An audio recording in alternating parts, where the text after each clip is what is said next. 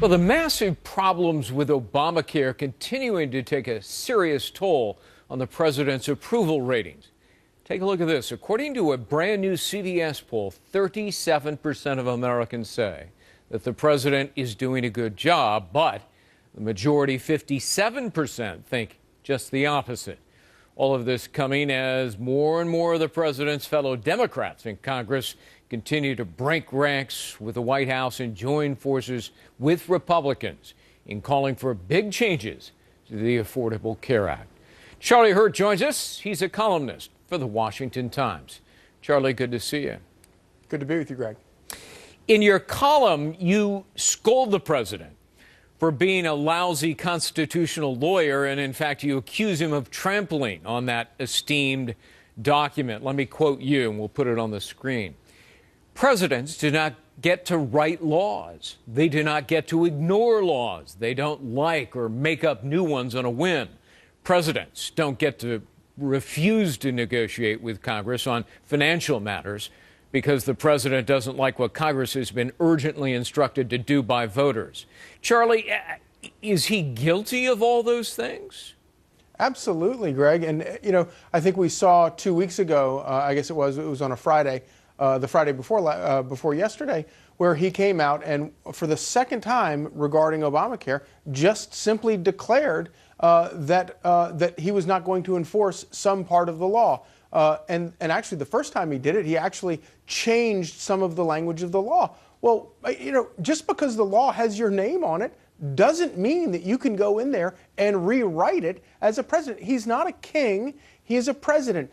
Congress makes the laws and they send them to him, and he can kill them if he veto them, or he can approve them. But what he has done in terms of going so much farther beyond any of the previous presidents in terms of just declaring that he's not going to enforce certain laws like the Defense of Marriage Act. Right. You may not have liked that. I may not have liked that. But that doesn't allow you just to say, well, I'm not going to enforce it. That's a violation. You cited his refusal to enforce the Defense of Marriage Act. You also say he ignored the law and declared that millions of undocumented workers suddenly became legal. He gutted welfare reform passed by Congress, signed by a Democratic president.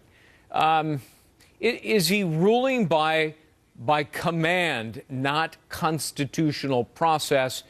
And is he doing damage long term to the presidency and democracy?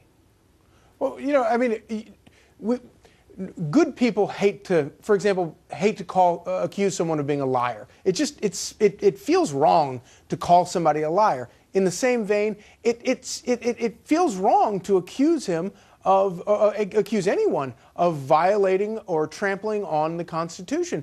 But when you look at all of this and you look at all of the examples, that is in black and white what he is doing. He is absolutely violating the Constitution. And to me, you know, we can sit here and debate about Obamacare and debate about the DREAM Act with the illegal immigrants. We can debate about all these. These are issues that are debatable. But what is not debatable is that you can't go outside the parameters of the Constitution. And if you do, then you are not upholding the Constitution as you pledged to do. You're violating it. And so, yes, I do think it's very serious. And I think that those principles are infinitely more serious than any of the particular issues about, you know, what I don't like about Obamacare. Well, and what must have been disturbing to the White House, and I think it was shocking to a great many Americans, that our new Fox News poll found that a majority of Americans think the president knowingly lied about his promise to keep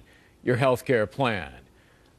Do you think Obamacare would have passed if the public had understood back in 2010 that all those assurances about, you know, keeping your plan and keeping your doctor and lower premiums, not higher premiums, were blatantly untrue?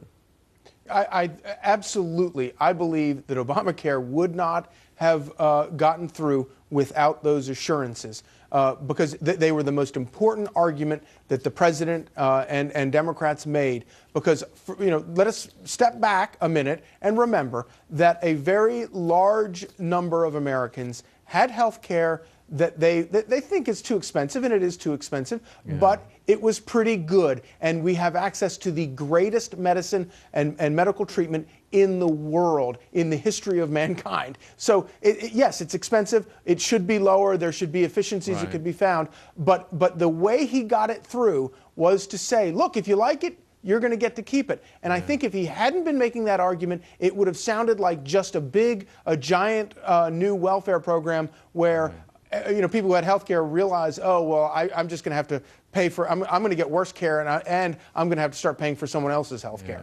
Charlie Hurt, good to see you. Thanks very much for being with us. Thanks, Greg.